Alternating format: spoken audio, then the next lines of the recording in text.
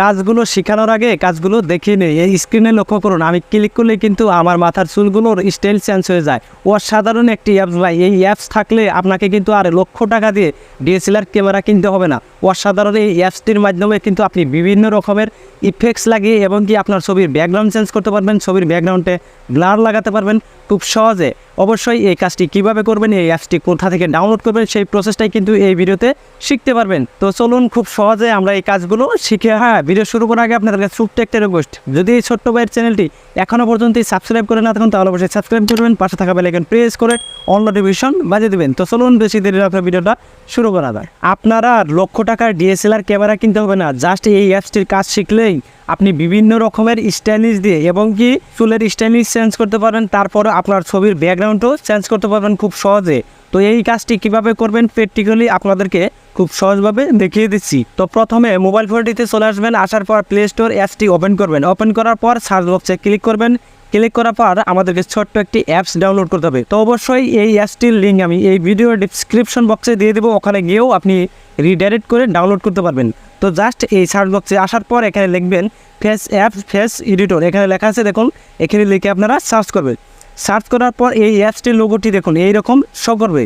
তো যেহেতু আমার এই অ্যাপসটি প্রথমে ডাউনলোড করা আছে, তো তার জন্য আপনারা প্রথমে ডাউনলোড করে ইনস্টল করে যখন ওপেন করবেন পারমিশন এলো বাটন অবশ্যই দিয়ে নেবেন। তো জাস্ট ফটাফট আমি এখান থেকে ওপেন করে নিচ্ছি। ওপেন করার পর এইরকম একটি পেজ শো করবে। দেখুন প্রথমেই কিন্তু গ্যালারি একটি অপশন থাকবে, আপনার যে ছবিগুলো আপনার ফোনটিতে আছে সেই ছবিগুলো কিন্তু এখানে শো করবে। আর আপনি যে ছবিটি এডিট করতে চান, যে ছবিটির চুলের স্টাইল চেঞ্জ করতে চান, যে ছবিটির ব্যাকগ্রাউন্ড চেঞ্জ করতে চান, সেই ছবিটি আপনি অবশ্যই সিলেক্ট করবেন। দেখুন আমি এখান থেকে একটি ছবি সিলেক্ট করলাম। সিলেক্ট করার পর দেখুন আমার এই ছবিটি এখানে চলে আসলো।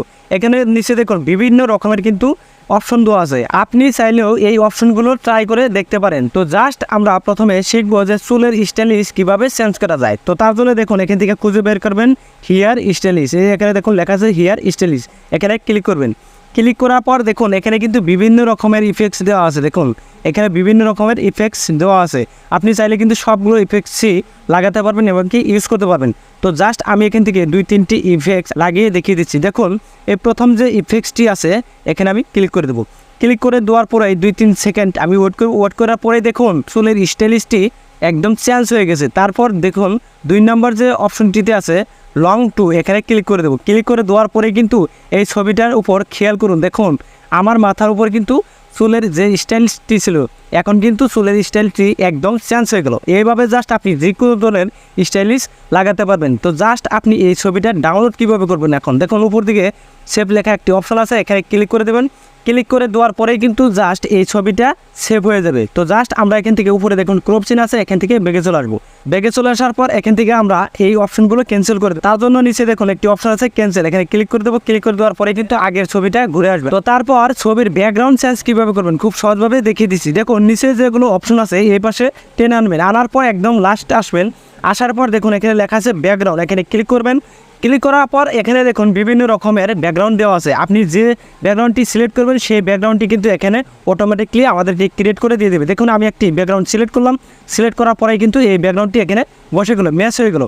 তারপর দেখুন বিভিন্ন রকমের আপনি ক্লিক করলে কিন্তু ব্যাকগ্রাউন্ডগুলো চেঞ্জ হয়ে যাবে। তো জাস্ট এইভাবে চেঞ্জ করার পর দেখুন যে এই ছবিটার উপর একটি ভলিউমের মতো বাটন আছে, এই বাটনটি একদম 0 করে দেবে। 0 করে দেওয়ার পরে কিন্তু আপনার এই ছবিটা একদম ক্লিয়ার হয়ে যাবে। ক্লিয়ার হওয়ার পর এখন এই ছবিটা ডাউনলোড কীভাবে করবেন, দেখুন নিচের দিকে দেখুন একটি অ্যাপ্লাই বাটন আছে, এখানে ক্লিক করে দেবেন। ক্লিক করে দেওয়ার পর উপরে দেখুন সেভ বাটন আছে, এখানে ক্লিক করে দেবেন। সেভ বাটনে ক্লিক করে দেওয়ার পরে কিন্তু জাস্ট এই ছবিটার উপরে দেখুন সেভ সাকসেসফুল, এই ছবিটা সেভ হয়ে গেল। এখন এই ছবিটায় আপনি ব্লার কীভাবে করবেন, আপনার ব্যাকগ্রাউন্ডটি ব্লার কীভাবে করবেন, দেখুন এখানে লেখা আছে ব্লার, এখানে ক্লিক করে দেবেন।